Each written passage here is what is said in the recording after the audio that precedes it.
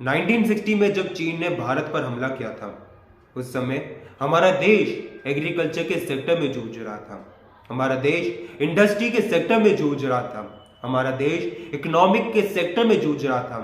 हमारे पास इतने हथियार नहीं थे, हम हथियारों में कमजोर थे, हमारे पास इतनी सैन्य शक्ति नहीं थी, लेकिन उसके बाद भी देश की सरकार ने अपनी भूल को स्वीकारा।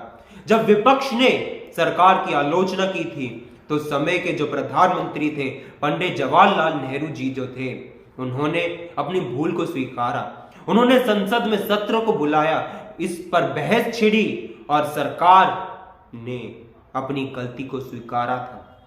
अगर आज मैं बात करूं, जो मोदी सरकार अपने आप को 5वीं विश्व की सबसे बड़ी अर्थव्यवस्था होने का जो डंका पीट रही थी, आज उसके बाद भी हमारा देश मोदी सरकार की नाकामियों की वजह से आज चीन का सामना नहीं कर पाया।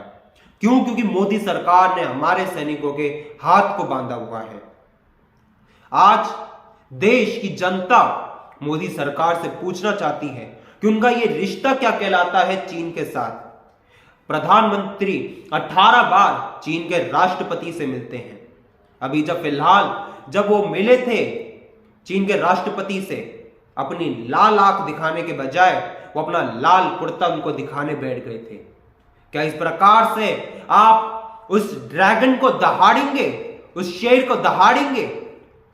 आज आप देखिए, बीजेपी आरएसएस के जो नेता हैं, जो लोग हैं, वो बार बार चीन जाते हैं, चीन की कम्युनिस्ट पार्टी के साथ संबंध गहरा करते हैं, और जब चीन आक्रमण करता है तो उसके बाद या तो प्रधानमंत्री मौन धारण कर लेते हैं, या फिर अगर जब बोलते हैं तो चीन को क्लीन चिट दे देते हैं।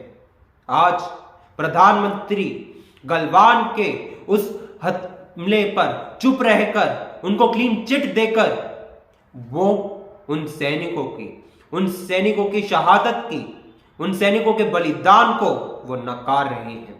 वो नकार रहे हैं वहां के उन रीजन पे रहने वाले लोगों की स्वतंत्रता जो छिन गई है। आज देश की जनता मोदी जी आपसे पूछना चाहती है कि आप कब अपनी गलती को स्वीकारेंगे? आप कब उन लोगों के लिए, उन शहीद जवानों के लिए 2 शब्द बोलेंगे? और कब आप चीन को लाल आंख